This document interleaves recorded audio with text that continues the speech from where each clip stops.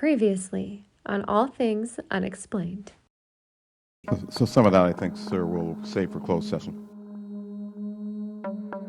Since the early 2000s, we have seen an increasing number of unauthorized and or unidentified aircraft or objects in military-controlled training areas and training ranges and other designated airspace.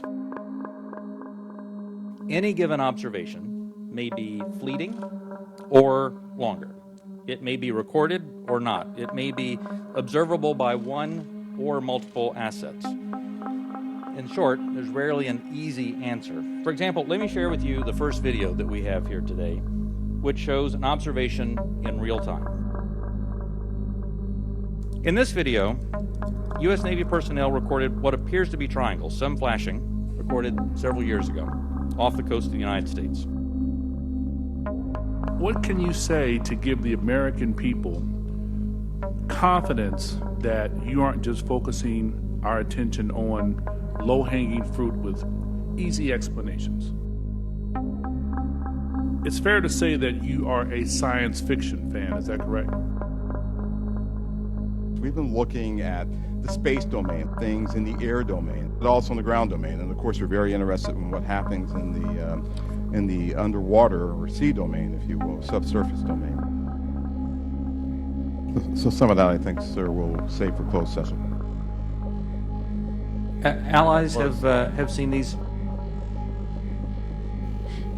We share data with some, and some share data with us.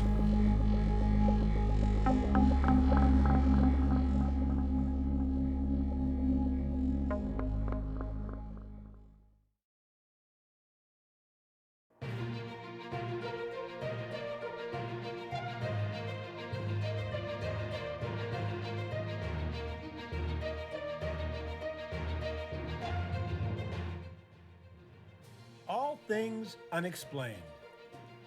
Hosted by Dr. Mounts. Let's face it, we were always ready to roll without him anyway. CJ Derringer. Ain't nobody perfect, right? And Smitty Neebs. I've never planned out hardly anything my whole life. I just freeball. Featuring Cajun Man. I'm just old nobody, somebody looking for somebody.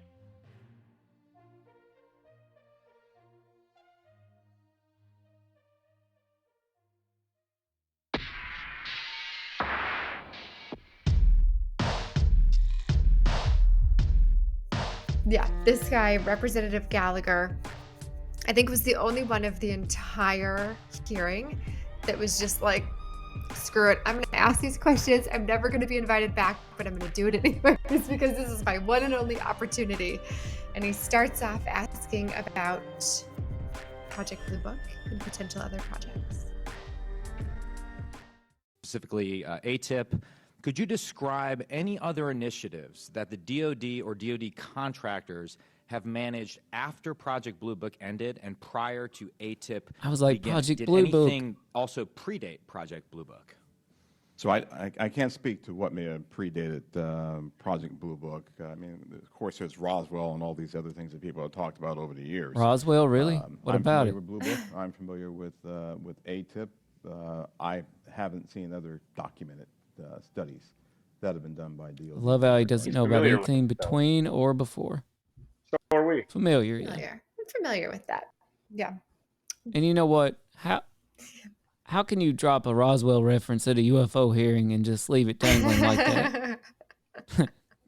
I mean, nobody followed up on Roswell? Either he knows a lot more than he's saying, or this classification for security is not what he wants it to be. But I'm thinking he knows more than what he's saying. Oh, So I think so too. I think so too. Well, Representative Gallagher was not happy to get the runaround on the answer there, so he dug in a little bit more with his next question. This actually goes into Dane Beck territory here. It's also been reported that there have been UAP observed and interacting with and flying over sensitive military facilities, particularly, and not just ranges, but some facilities housing our strategic nuclear forces. One such incident allegedly occurred at Malmstrom Air Force Base, in which 10 of our nuclear ICBMs were rendered inoperable. At the same time, a glowing red orb was observed overhead. I'm not commenting on the accuracy of this. I'm simply asking you whether you're aware of it and whether you have any comment on the accuracy of that report. Let me pass that to Mr. Bray. If you've been looking at UAPs over the last 3 years. That data is not within the holdings of the UAP task force. Okay, but are you aware of the report, or that the data exists somewhere? Never heard of it. I have heard stories. I have not we seen did. official data on that. So you've just seen informal stories, no official assessment that you've done or exists within DoD that you're aware of regarding the Malmstrom incident? All I can speak to is what's within my cognizance of the UAP task force, and we have not looked at that incident. Well, I would say, it's a pretty high-profile incident. I don't claim to be an expert on this, but that's out there in the ether. You're the guys investigating it. I mean, who else is doing it? If something was officially brought to our attention, we would look at it. There are many things that are out gotta there be that official. aren't officially brought to our attention. So how would it have to be officially brought to your You'll see attention? it I'm official. bringing it to your attention. Sure, so- This is pretty official. Sure. So we'll go back and take a look at it, but generally there is some authoritative figure that says there is an incident that occurred. We'd like you to look at this.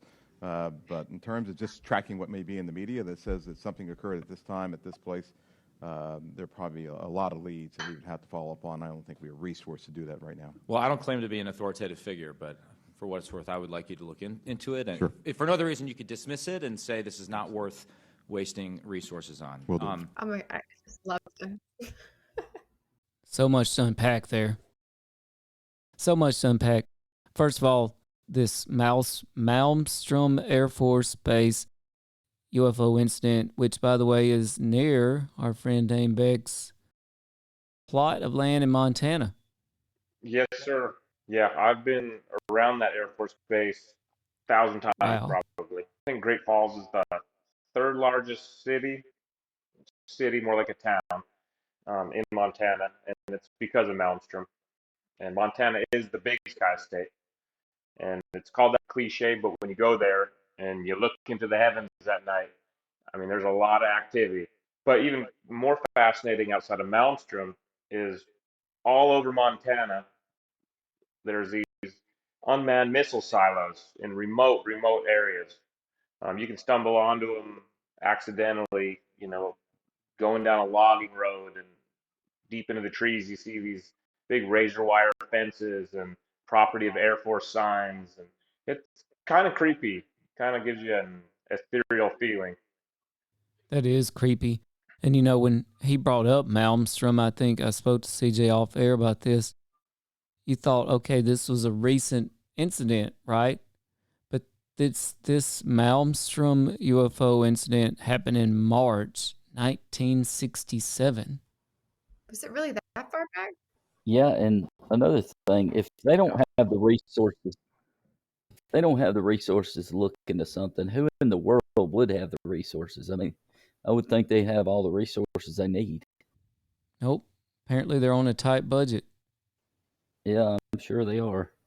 So apparently at Malmstrom in 1967, 10 intercontinental ballistic missiles, 10 nuclear ICBMs simultaneously went offline. Meanwhile, there was a glowing red orb or object, UFO, spotted above the ICBMs, above the nuclear weapons. I agree, this seems like it would be a concerning incident for somebody to investigate.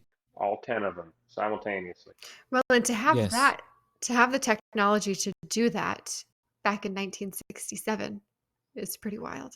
It really is, and it makes me think of a couple of things here. Number one, if you recall, our first guest on All Things Unexplained, the incredible Mr. Billy, who was involved in one of the most famous UFO sightings of all time, he recounted a story from Mississippi in the 70s, I believe it was, of a UFO at a nuclear base and basically shutting the base down, shutting the things down.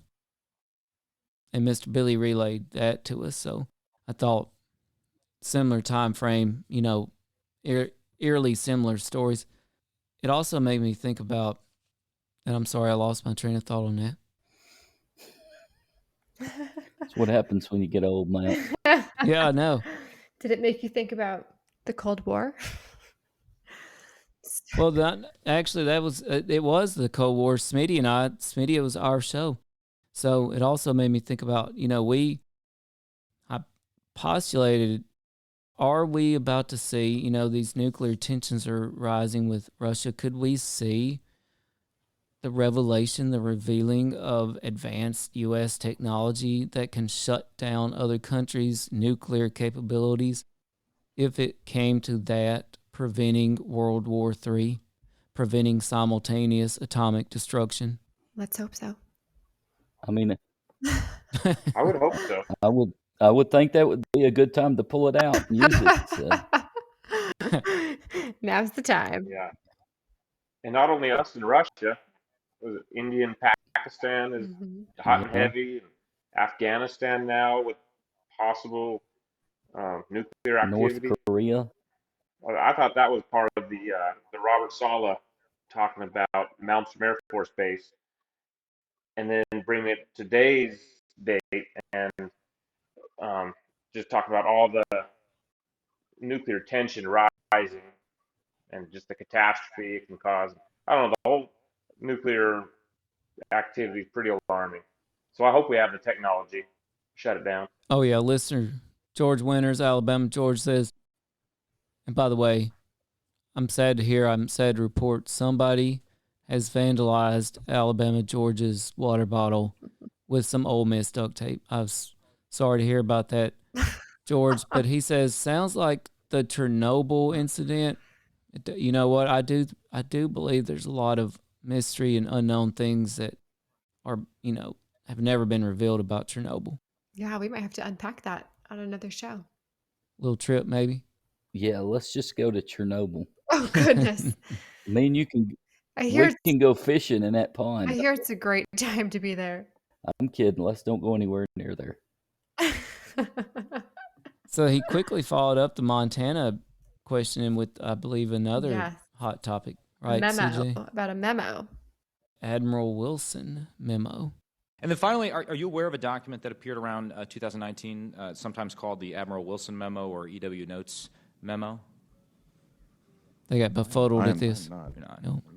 I'm not personally aware of that. Okay. This is a document in which, again, I'm not commenting on the veracity. I was hoping you would help me with that, in which a former head of DIA claims to have had a conversation with the Dr.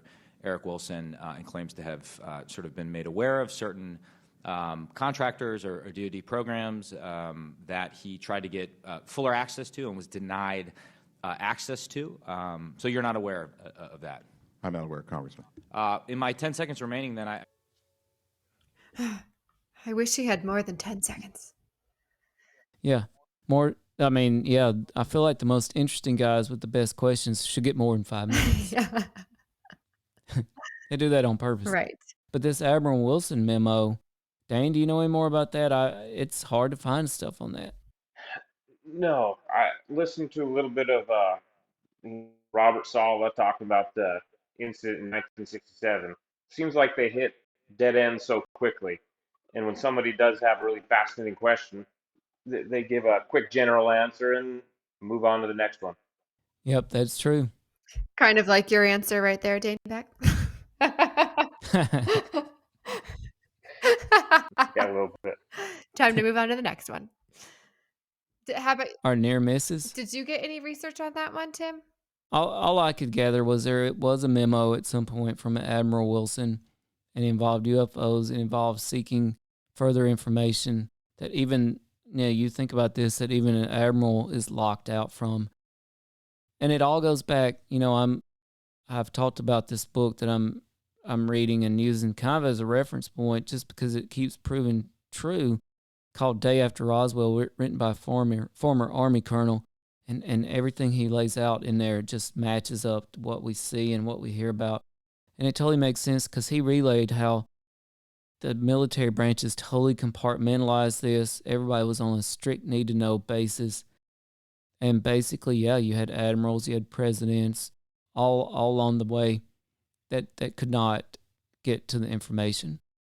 He actually made a very good illustration about this. He compared it to, imagine, all right, you build a house in the woods, a cabin out to itself, right? Top secret place.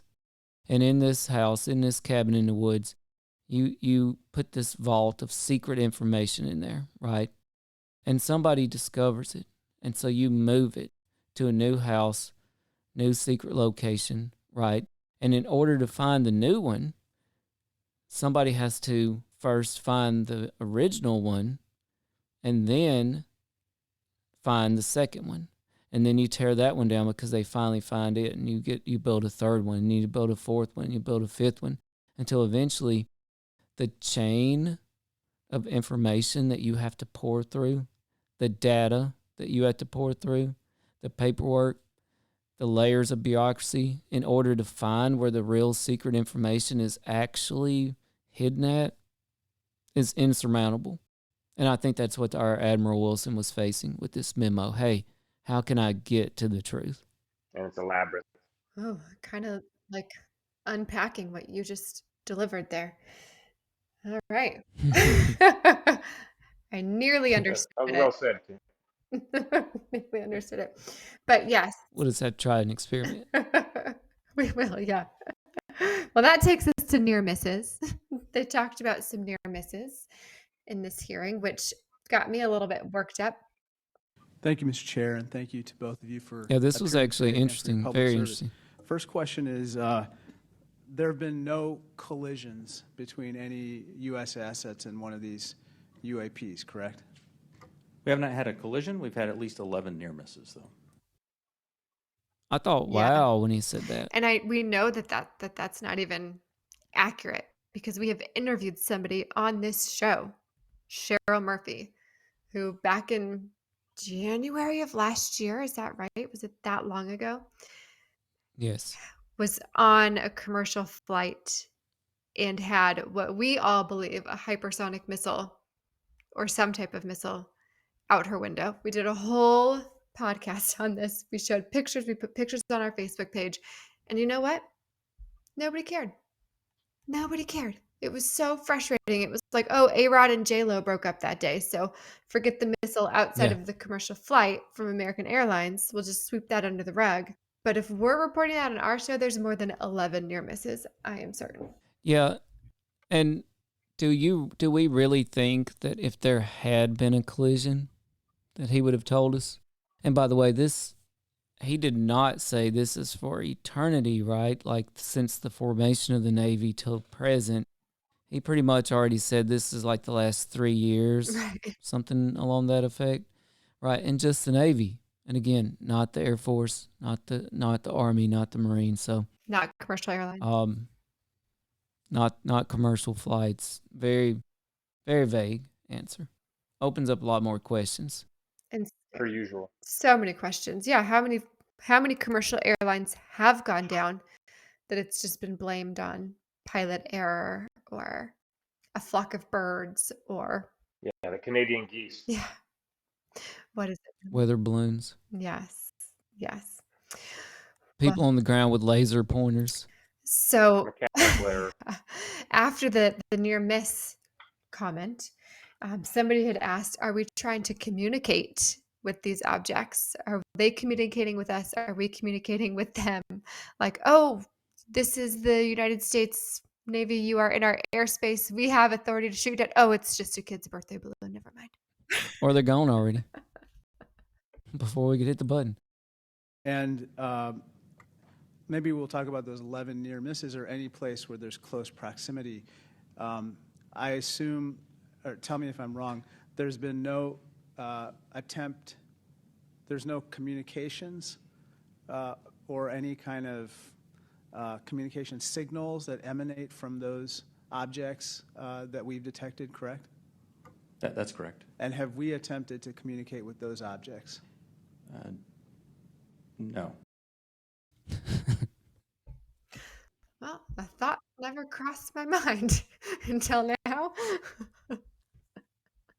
Interestingly, though, and we have a clip of this, but later they revealed that there are radio frequencies being emitted from some of the UAPs. I just like That the they answer. automatically just say that's not an Yeah. attempt at Yeah. communication. Yeah. Although they said that was one thing it could mean. Yeah. Well, they certainly wanted to save a lot for their closed session, which was really frustrating for me, but I can't tell Yeah. you how many times we heard, we'll discuss that in the closed session. Yeah, over and over. Last question. Have our encounters with UAPs altered the development of either our offensive or defensive capabilities or even our sensor capabilities?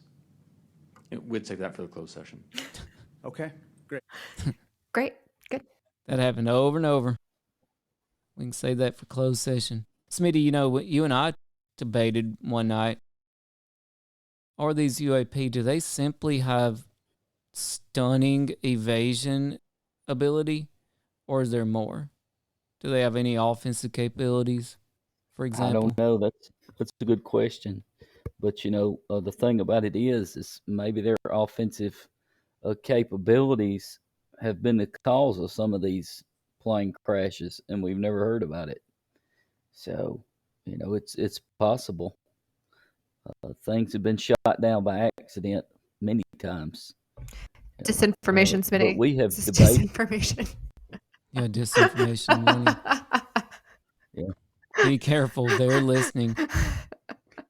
That was actually breaking news today. I don't know if y'all saw this or heard about this, but today, I'm pretty sure it was today, not yesterday, May 19th, the Disinformation Committee, the new one, proposed the Council of Truth. Isn't that what they call it?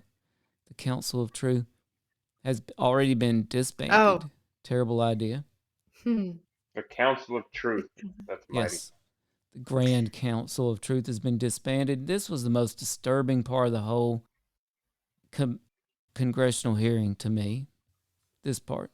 My question is, when there are unsubstantiated claims or manufactured claims of UAPs or kind of false information that's put out there, what are the consequences for people that are involved with that or groups that are involved with that?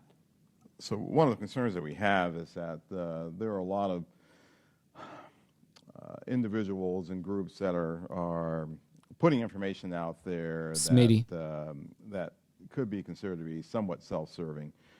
We're trying to do what's in the best interest of, one, the Department of Defense, and then two, what's in the best interest of the public, to ensure that we can put factual-based information back into the mainstream and back into the bloodstream of the reporting. I thought that was a really disturbing question. And Smitty, he's gone. We already said it. We said disinformation one too many times. He spouted disinformation one time there, and boom, he's out of here. They know. Yeah. I like that the lawmaker is like, how can we make this illegal for people to speak about UFOs and UAPs? I know, seriously disturbing, right? Like, I feel like every time I talk to Dane on the phone, I need to get some sort of, like, what's those things where they couldn't trace your calls, you know, or they can't bug you. I mean, I need to, like, unscrew the end cap off my phone, you know, off my corded phone and take the thing out. Yeah, we've had some issues. And as soon as some type of paranormal vocabulary comes up, the call drops. Oh. Yep. And this congressman was not finished on the disinformation with his disinformation justice. So just taking that a step further, so that misinformation, false narratives, manufactured, so what are the consequences? Are there legal consequences? I love the reply Are there here. examples that you can give us where people have been held accountable by this misinformation or disinformation? I can't give you, any examples where somebody's been legally held liable for putting something out there, but... Well, I guess what's the deterrent from people engaging in this activity? I don't know. I don't have that answer. That's something that, welcome the dialogue with Congress to talk about that with the members who, help legislate those laws to say. Engaging in what activity? Engaging in their constitutionally protected right to free speech? Is that the activity we're talking about? Hosting podcasts about potential UAPs. Here comes the hammer. Yeah. off the air. Yeah, it's just a little anticlimactic. It's like, just give us a little something to chew on. Questions are good. Just give us something instead of just this eternal dance. Yeah, they're giving us something. Fear for asking anymore. Oh, I know. I mean, how dare he say that, you know what, this is our business, this is the Pentagon's business, and we don't want people talking about it. Yeah, crazy. Maybe that's why the UAP are emitting radio so waves speaking of so that talking they about can it, get the truth to let's us. talk some more. Circumnavigate the Pentagon. And the significance of measuring that radio frequency energy is what? That we suspect that this was some form of aircraft in which there were radio transmissions? The biggest thing that you're looking for there is any indication of an effort to jam whatever sensors that we may have. I thought that was interesting. But I would also add to that radio frequency, as you know, Congressman, is used to control various platforms too. So the fact of emanations coming off of any platform, whether... So I thought that was interesting. Deputy Director Bray says, okay, radio frequencies, they're used to jam our instruments, and then, you know, Moultrie chimes right in. And let's not forget that radio frequencies can come into control, you know, or they can go out. Mm-hmm. It totally reminds me, though, of your hairdresser's story about her brother. Oh, yes. When he was on some sort of ship out at sea and mentioned that some type of UAPs surrounded their ship and knocked out all of their technology. Yeah, so Dane, if you might have missed that, and for anybody that missed that, we actually had breaking news on our show one night. This was the night before the pipeline was mysteriously taken offline. Oh, that's right. By the way, yes, by the way, I dare say, if you truly believe that pipeline was taken offline by Russian hackers in their mom's basement, teenage Russian hackers, you really. need to research your own disinformation. But we had a lady at the hair place I go to. Yeah, I got to go to a hair place. And her brother works in the Navy, right? And he relayed these stories to her over the phone. He was nervous to relay these stories. She was visibly nervous to relay it to us, to me. And she said it's his job. He works in electronics. It's his job to get their systems back online, because every time they get blitzed by these UAPs, they knock all their systems offline, and they're terrified that they're being hacked or worse, you know, and he's got to get them back online. And CJ, you may remember he even broke something that had never been in the news, that they had fatalities as a result of their UAP encounters. That's right. I forgot about that. And then Mr. J relayed his own story about his technology getting knocked out by a UAP. This, by the way, was our #1 listened to podcast. If you haven't heard it yet, you should go back and check it out. Yes, it was. It must have been somebody listening through radio waves over and over and Soon over to be again. defeated by this one. That's a lot of technology. It definitely sounds like military technology as opposed to alien technology. I mean, they could be experimenting with us, but, you know, knocking power out, knocking out nuclear facilities, reactors, that's definitely human government military objectives. Yeah. Well, and that's what we I were would think. talking about on that particular episode, was that the largest threat to us right now is some sort of cyber terrorism, knocking out our power, knocking out our control of what we have. And then the next day that pipeline went down. Right. Well, I'll go back to the mysterious cabins, CJ, and the information that keeps getting shuffled from one place to another. So in the book, Day After Roswell, and this goes to Dane's point about military technology. When you read this book, you begin to question what actually is military technology, and you start to read between the lines, like you kind of have to when these Pentagon officials are speaking. So in Day After Roswell, he talks about alien technology that we recovered at Roswell. He says that these extraterrestrials that were in the craft. Piloting it may not be the right word, but they were in the craft. That at least one of them had on a helmet of some sort. And the Army officer that first put it on was taken aback because he all of a sudden could clearly see all the things around him in the dark. The point was 1947, when the Roswell incident happened, guess what? There was no such thing as night vision. Oh, interesting. And that the Army basically adapted this alien technology eventually into night vision goggles. They started spreading these things out, between the branches and between very trusted civilian scientists in the know.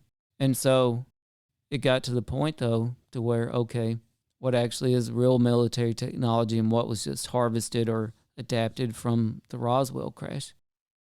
We don't, it may be impossible to tell at this point. Back to the cabin, you may have to go an infinite number of cabins in your search to actually find the truth. Yeah. Well, Bob Lazar would have you believe that we're developing our technology from UFO technology as well. Did I say his name right? I think Yes. I did. Yeah. Again, it all meshes there, right? Like it just totally meshes together, makes sense. Yes. It was interesting when Bob Lazar was speaking, his comparison to the supposed UFO that he was researching was if you were to take a nuclear reactor, put it in a time machine back to like the 1500s and have the local handyman take a look at it and, diagnose it and inspect it, research it. And so it sounded like we were hundreds of years behind on discovering anything with the UFO they had there. Oh yeah, Bob Lazar said he was afraid of examining the UFOs, and sorry, I had to laugh. We had somebody comment. And then day after Roswell, the Army personnel involved in the Roswell crash, they were afraid of this technology too. And Bob Lazar actually used this example that if we somehow sent a nuclear bomb back in time to the cavemen, right, they could bang on it and beat on it and stuff, but they'd never figure out how it worked, but they would probably all kill themselves. Well, that's true. And didn't Bob Lazar say that his coworker did die? I believe he did. You know what? I think Bob Lazar said that the person he replaced Oh, maybe that's what met it an was. Yeah, untimely demise. that's right. Or we're just How'd spreading you like to more go into that disinformation. situation? Longtime listener Mark Martin said, I'm trying to get back on. It's not my internet, though. It's not his internet. That's not the reason all our screens started dragging when he got on. Not because of the internet. It's because of something unknown. Unexplained. Totally unexplained. We tried to warn him about his spreading of disinformation. So speaking of gathering more information, one question that was asked a couple times, I think by the same guy, was, are you looking into any reports that are non-military? Which would seem important to me, but This kind of reminded me of a scene from Planet of the Apes. For our military, but are there any non-military report coming forward of similar events, or is it all coming from military? The UAP Task Force has a very good working relationship with the FAA. They have very good working relationship with other parts of the U.S. government so that we can ingest reports from Do we have from any those sources. reports non-military? Yes. Thank you. He didn't want to hear any more of it. that's like me Stop talking you rambling to about Tim. the FAA. Yeah. Let's get to the answer. Land. Yeah. Do we have any non-military reports? Yes, we do. Sorry. I misunderstood. I thought you wanted to know this more. I thought you wanted to know the story. Yeah, we got some non-military reports. Just where y'all been? We got some non-military reports, all right. I like that they have a good working relationship with those people. Like, what does that mean exactly? Like, we tell each other jokes every once in a while and go on. Like, what does that mean? Just civilian jargon. It doesn't mean anything. Smitty's spreading more disinformation. He says the Committee for Truth should have never let Yoko Ono own it, and they would still be together. So I think the same guy wanted to know Was a little bit Yoko more of a Ono forceful on there? thing, you know. I think it's Yoko. So he wanted to know, I mean, just straight up, I think, did we shoot at him, right, CJ? Oh, I don't remember this. Let's see. And I assume we've never discharged any armaments against a UAP, correct? That's correct. Raise your hand if you believe that. No hands were raised. No. I feel like this is kind of like you should cue the song from Beauty and the Beast, Tale as Old as Time. Shooting missiles at UFOs. We know we have. I mean, I don't care how well trained your pilots are. Deep down inside, they are still a little boy that wants to shoot at things. They just are. Like, if you're flying in my airspace and you haven't been cleared, I'm going to shoot at you. I'm going to do it. Absolutely. Take a shot. Yes. It'll be famous. But you know what Director Bray said, Deputy Director, by the way? Again, I still can't help but laugh at how the Deputy Director is the one, not the Director. But anyway, he said, do you remember? He said, our pilots train like they fight. Right. Oh, but we never shot at one. To take out the enemy. Well, maybe he's saying we don't shoot when we're fighting. We don't shoot. I don't know. Yeah, I don't believe it. I'm not sure how we train like we fight, but we've never shot at unknown. To me, this doesn't make any sense. I wish Mr. J was here.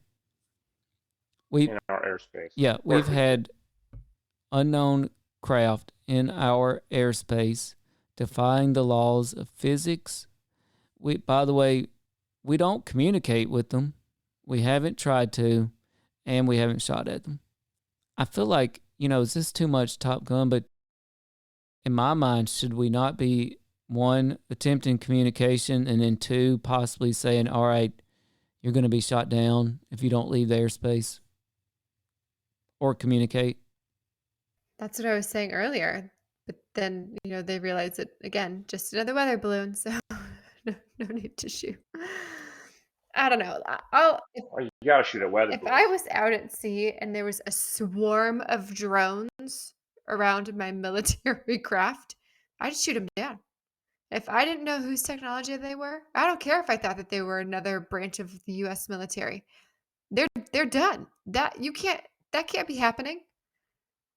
I'm going to shoot it down, and then I'm going to send my best Well, we guys out probably there to tried. go and recover it so we can figure out what it is. Yeah, Dane said they probably tried, but did they try? I mean, Deputy Director Bray says no. No. They Scout's honor. They haven't shot, or is They that probably showed us up. is that Spock's honor? Spock's honor. They haven't shot. That's right. They didn't hit it, so they won't admit it that they shot at it.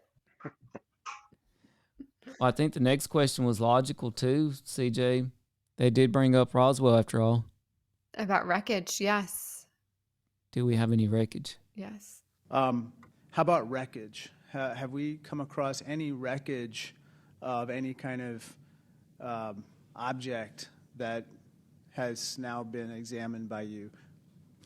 The UAP task force doesn't have any wreckage that isn't explainable, that isn't consistent with being of terrestrial origin. I feel like the language there is so open to interpretation. Yeah. Like, for example, examined by you, the UAP task force doesn't have any wreckage. What does that mean? The Army doesn't have a Roswell alien spacecraft? Doesn't mean that.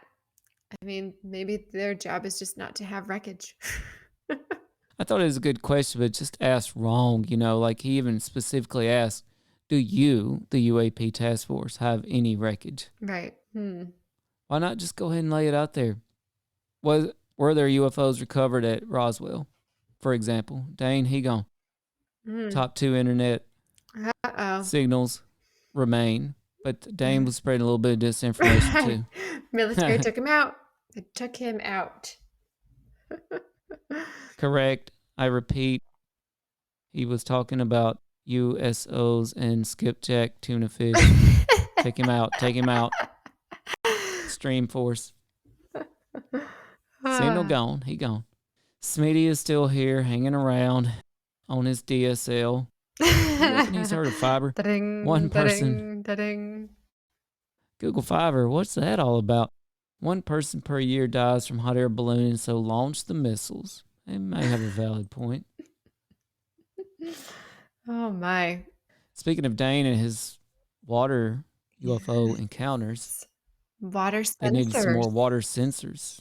You read my mind. Oh, that's what I'm here But it for. wasn't telepathic. That would be disinformation. Do we have any sensors underwater to I think this is closed detect session. on submerged UAPs? Anything that is in the ocean or in the seas? So I think that would be more appropriately addressed in closed session, sir. Okay. Okay. Okay. Well, what am I supposed to say to that? Okay. Sure.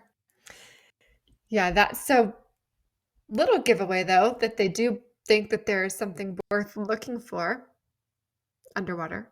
Yes, well, Otherwise, he you just know, would have said no, right? No, we don't. I actually think this congressman may have given away more than he was supposed to because let's hear it one more time if you're okay with that. Yeah.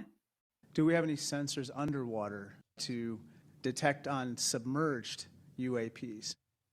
Submerged UAPs. This is the first time and only time in this hearing that this notion of underwater UAPs was mentioned. You know, I feel like maybe he wasn't supposed to ask this question. Kind of got chastised a little bit for it too. Anything that is in the ocean or in the seas? So I think that would be more appropriately addressed in closed session, sir. Okay.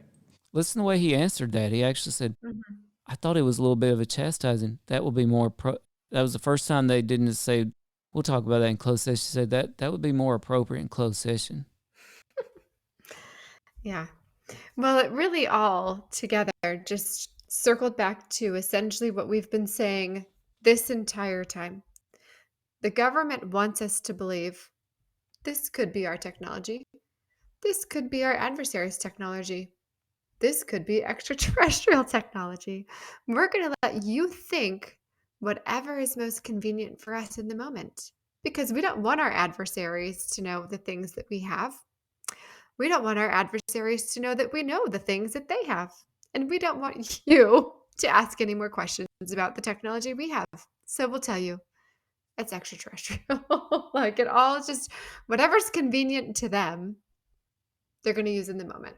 By the way, there is no known technology that could be put into the category of underwater UAP.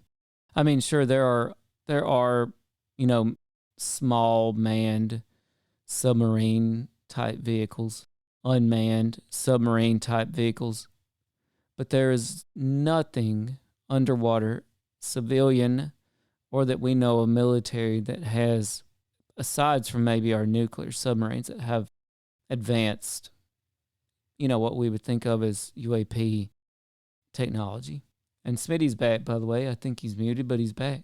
So I just quickly typed in technology that can fly and go underwater. And there are some things.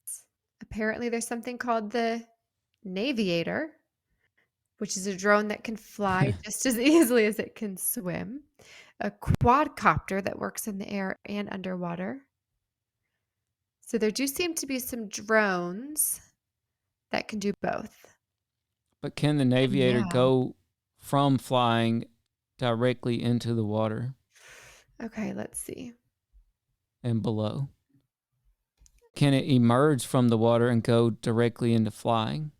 I don't know. I have so much reading to do in such a short period of time. I don't know.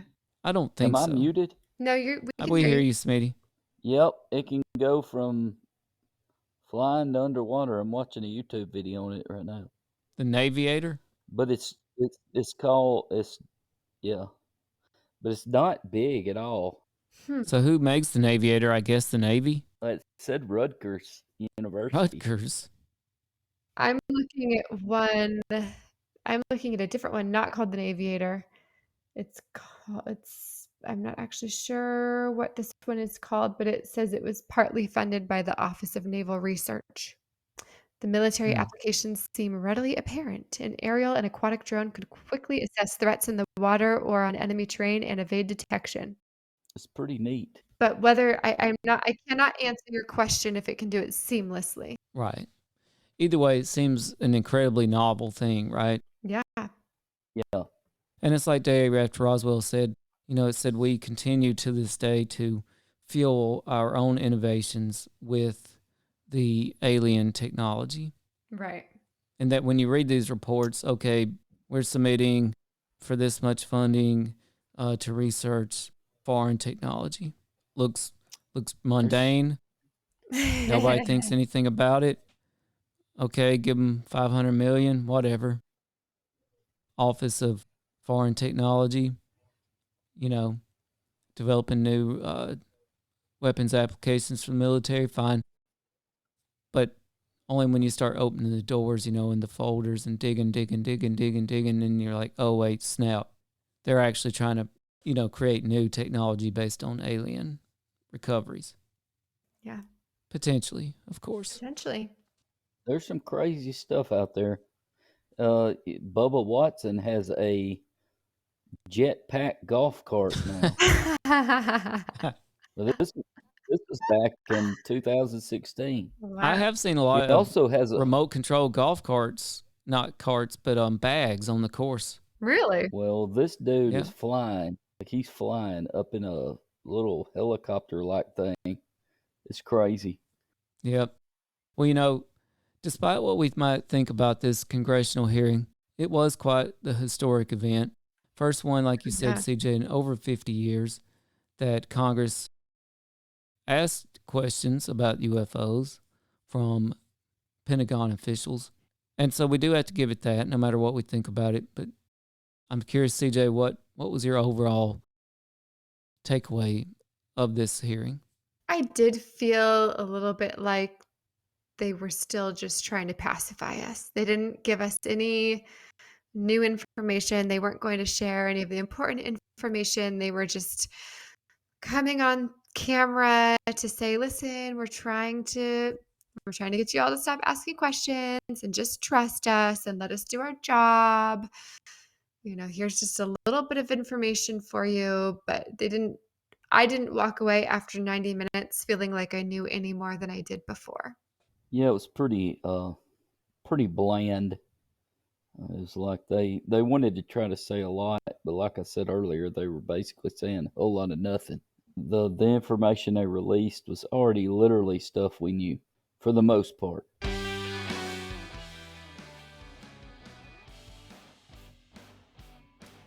I think you're right.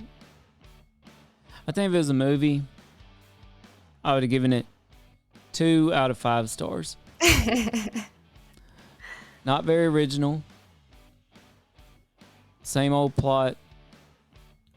Nothing new. Same old actors. By the way, speaking of actors, whatever this congressional committee was doing the interviewing, do women just not want to be on there or what? I know. Can women not keep secrets? Is that what it is, CJ? Is there some sort of gender bias here? No women, though.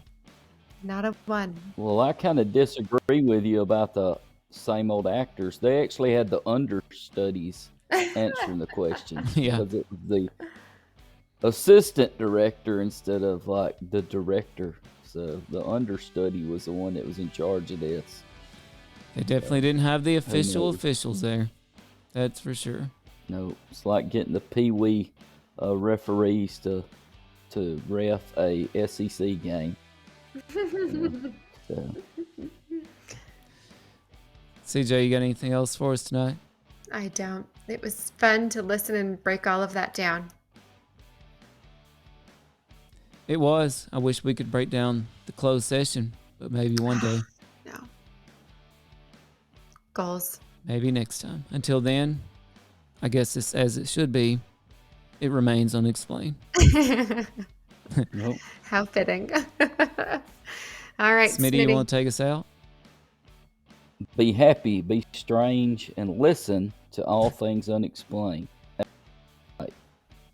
That's right. We're out. Good night, John Boy. From the Galactic Good Federation. night. Peace. Good night, Zulu. Be careful what you say. They're listening, Smitty. You've been listening to All Things Unexplained. If you liked this podcast, please do give us a 5-star rating and leave us a review. If you would like to hear more All Things Unexplained, be sure to follow us wherever you listen to your podcasts. Our show depends on the support of listeners like you. To help keep us going, please be sure to visit patreon.com/allthingsunexplained. Our Patreon patrons get early access to podcasts, as well as exclusive audio and video clips. Or you can find us on Venmo under the business accounts. Just look for @Bigfoot UFO.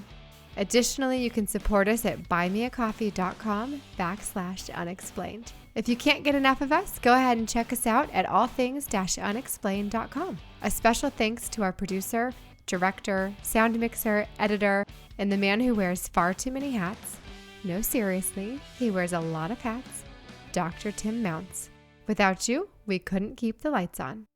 Thanks for listening to All Things Unexplained.